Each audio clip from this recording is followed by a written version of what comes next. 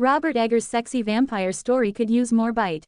Nothing screams Christmas like a gothic tale of sex, disease, death and one very bitey undead Romanian. A holy day on the Christian calendar hosts a most unholy nightmare, and welcome holiday counterprogramming, with Nosferatu, out of 4. Rated R. In theaters Christmas Day. Writer-director Robert Eggers' redo of the 1922 scary movie classic inspired by Bram Stoker's Dracula.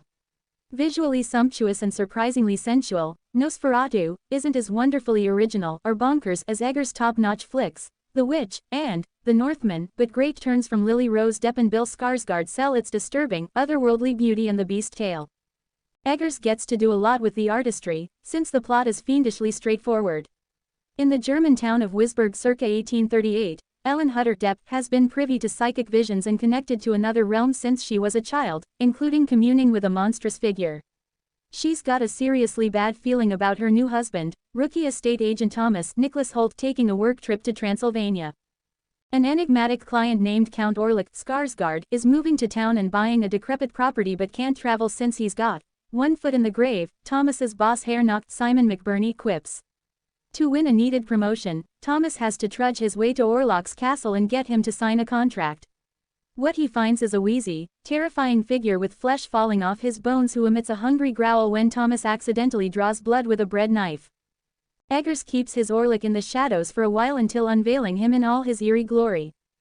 Other than a few visual nods, Skarsgård's vampire is a departure from the infamous antagonist of the original, Nosferatu, less Max Schreck, more zombie Vlad the Impaler. While Orlok's look doesn't match the chill-inducing frights of Skarsgård's Pennywise in It, the actor gives his villain a guttural voice that booms through cinema speakers. There's also hints of pitch-black humor. Now are we neighbors? He deadpans to Thomas in broken English, and a strangely posh quality as Orlik obsesses over Ellen.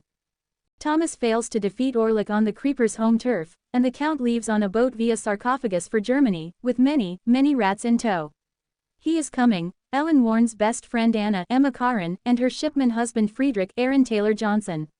As Orlik gets closer, she's racked by seizures and fits of demonic possession. The Count finally arrives and brings a plague to town. Thomas also returns home and discovers how much Orlik has affected her.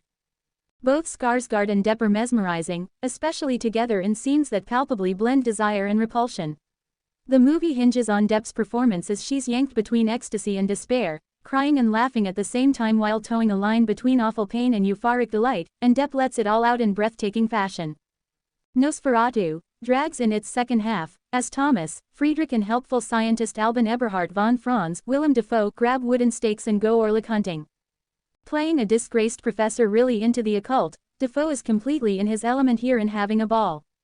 Eggers' film makes up for its flaws with a feast of horror movie splendor, like how it oozes an old-school Universal Monsters vibe, taking the viewer to Orlok's castle. The cinematography is incredible as Eggers harnesses a foreboding atmosphere, one gorgeous sequence where a ghostly unmanned carriage comes to get Thomas at a snowy forest crossroads is just flooring in its execution. Nothing commits to preternatural style like an Eggers movie. One guy eats a pigeon's head. Depp goes all in on the evil. And Skarsgård is freaky enough that you can't stop looking at his bushy mustache and open head wounds, even when he's sucking blood out of someone's chest, a folklore-inspired change from the usual necking. While Nosferatu might be a variation on some themes, this revamp admirably takes its enjoyable eccentricity to the grave.